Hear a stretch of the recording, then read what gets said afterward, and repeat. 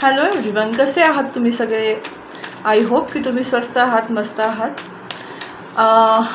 बघूया तुमच्या लाईफमध्ये पुढे काय होणार आहे. आज मी एकच डेक वापरणार आहे.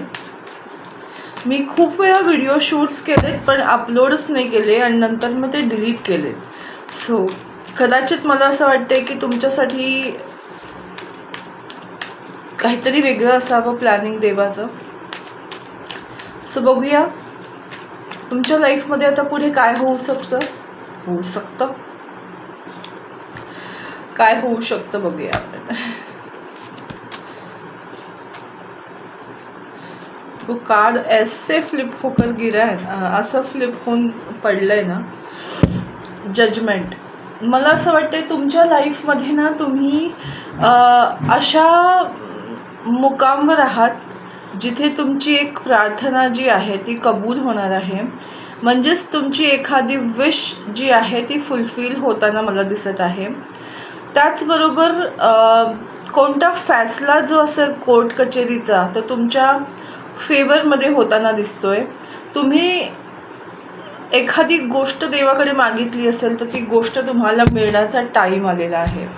ओके, त्याच्यामुळेच हे कार्ड एकदम असं उडून पडलं की तुम्ही खूप मेहनत घेताय एखाद्या गोष्टीवर पण तुम्हाला त्यामध्ये तेवढा रिझल्ट मिळालेला नाही आहे, पण तुम्ही हिम्मत न हारता गोष्ट करत राहत आहात. त्याच्यामुळे तुम्हाला हा रिझल्ट मिळतो आहे. तर तुम्ही ज्या गोष्टीसाठी मेहनत घेताय ती गोष्ट तुम्हाला मिळते आहे.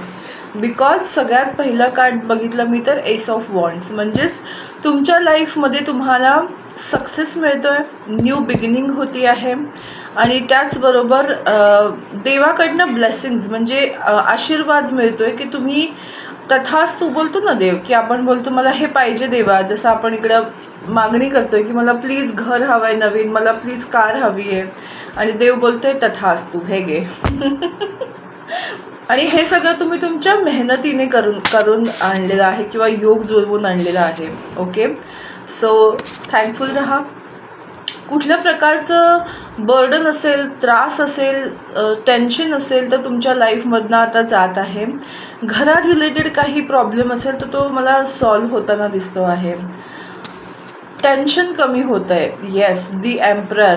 तुमची सिच्युएशन जी आहे, लाईफ जी आहे ते तुमच्या अथॉरिटीमध्ये येते, म्हणजे तुमच्या हातामध्ये लाईफची सत्ता येते तुमच्या. कधी कधी असं होतं ना की आपल्याला लेट गो करावं लागतं, देवावर सरेंडर करून लाईफला जगावं लागतं की बघूया जे होईल ते होईल, माझ्यासाठी जे योग्य आहे ते होईल. आपण खूप असं जीव मुठीत घेऊन राहत असतो. तर आता तुमच्या लाईफमध्ये असा टाईम येतोय जिथे तुम्ही एक प्रभुत्व मिळणार आहे तुम्हाला त्या सिच्युएशनवर. त्यामुळे तुम्ही तुमच्या लाईफचे प्लॅनिंग आखू शकता. सो अशा पद्धतीचं तुमच्या लाईफमध्ये गोष्टी मला दिसत आहेत. किंग ऑफ कप्स एक ओके ओके ओके मला असं वाटतं ही चारही कार्ड्स एकत्र घेतली तर जास्त चांगलं होईल. ओके, आत्तापर्यंत तुमच्या लाईफमध्ये जर कुठल्या व्यक्ती म्हणजे हे लव्ह लाईफबद्दल मला दिसतंय. जर तुम्ही अशा रिलेशनशिपमध्ये होता जिथे एखादा व्यक्ती तुमच्याकडे लक्ष देत नव्हता, या प्रेमाबद्दल कबुली देत नव्हता, या तुमच्यामध्ये नो कॉन्टॅक्ट सिच्युएशन होता, तर त्यांच्या मनामध्ये आता तुमच्याबद्दल प्रेम निर्माण होत आहे. त्यांना असं वाटतं आहे की या व्यक्तीशिवाय आय एम नथिंग. त्याच्यामुळे तुम्हाला कमिटमेंट देण्यासाठी तुमच्या लाईफमध्ये कम्युनिकेशन घेऊन तो व्यक्ती येत आहे.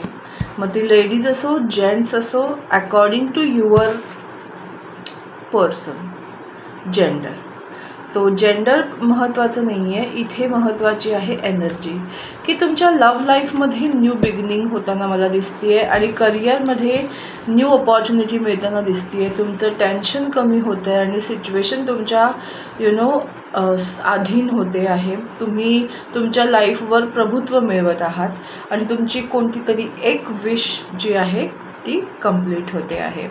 तर हेच मला दिसतंय आणि येत्या फास्ट फॉरवर्ड डेजमध्ये दिसतंय. म्हणजे मॅक्सिमम 10 डेजमध्ये या गोष्टी होताना मला दिसत आहेत. सो येस, डेफिनेटली तुमच्या लाईफमध्ये त्या गोष्टी होत आहेत की नाही मला नक्की कळवा.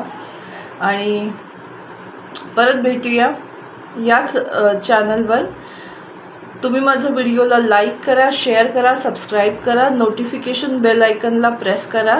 जेव्हा मी व्हिडिओ अपलोड करेन तुम्हाला तो नक्की मिळेल. Thank you so much.